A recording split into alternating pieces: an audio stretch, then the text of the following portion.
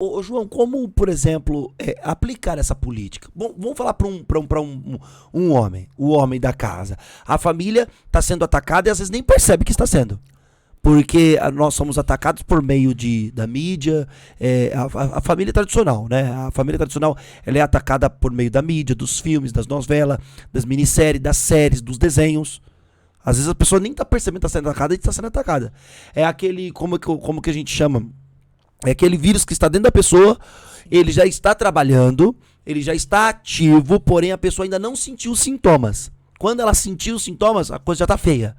Tá entendendo? Porque tem esse tipo de doença. Então, a família tá sendo atacada. Por exemplo, aquela Peppa Pig quando saiu, né? Lembra da Peppa Pig? Tão inocente que você entra de cara. Você vê aquele desenho simples, não é verdade? E você entra de cara. Mas quando você para pra assistir com seu filho de 2 anos, com seu filho de 3 anos, ou 4 anos, não importa a idade, quando você para pra assistir, ela chama o papai de bobo. O papai tem que fazer a vontade dela. Ela senta no computador no momento que o papai tá trabalhando, tá entendendo? E ela começa a digitar. Eu lembro que quando eu fui assistir com o meu filho, o meu filho tinha sandália do George.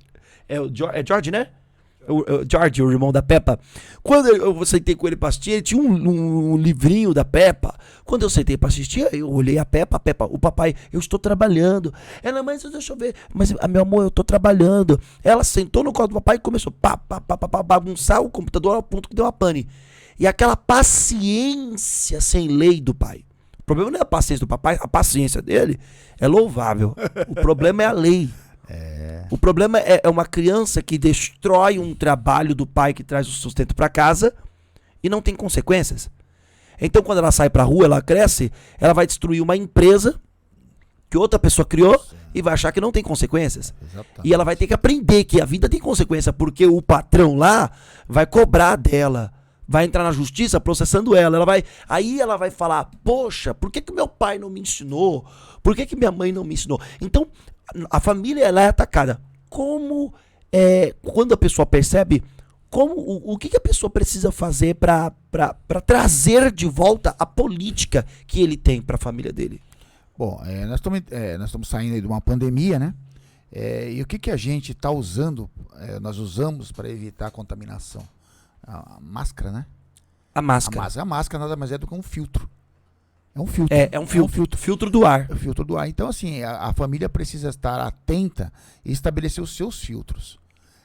O grande problema hoje é assim, quando você tira o filtro, passa tudo. Então, assim, monitorar. Eu vejo bem, eu sou muito... Criança não tem que ter celular. Não, criança não tem. Criança tem que ter livro na mão. Tá? Ele pode... Tá? Ele pode até... Olha o que o Wesley tá falando. Chama ele pra palestrar na igreja. Aí você quer que eu nunca mais volte lá? Não, meu querido, eu falo isso lá. Entendeu? Eu falo, olha, o seu filho não tem que ficar com o celular na mão. Pode até, aí uso controlado. Isso, tá? Um controle parental. Isso. Tem um programa que chama controle parental. Você coloca lá, você vê tudo que ele tá vendo, o que ele tá acessando e pode até bloquear. Lembrando que a gente viu um documentário que é o Dilema das Redes. Isso. Sobre quem configura as redes sociais para ser viciante e compulsiva, né? E os próprios caras que formulam as redes, eles não deixam os filhos deles usarem. Naquela série, qual é o nome da série? Dilema das Redes. Da que Netflix tem... lá. Exatamente. Pode falar? Pode. Aqui, entendeu? Então, lá na série da Netflix, o Dilema das Redes. Ao contrário, eu digo pra você, assista a série da Netflix chamado O Dilema das Redes. Porque existe... Porque aquilo vai abrir a tua visão. Então, o mal. A gente tem que compreender assim, não é uma questão aqui de filosofia, de teologia, é uma questão de realidade.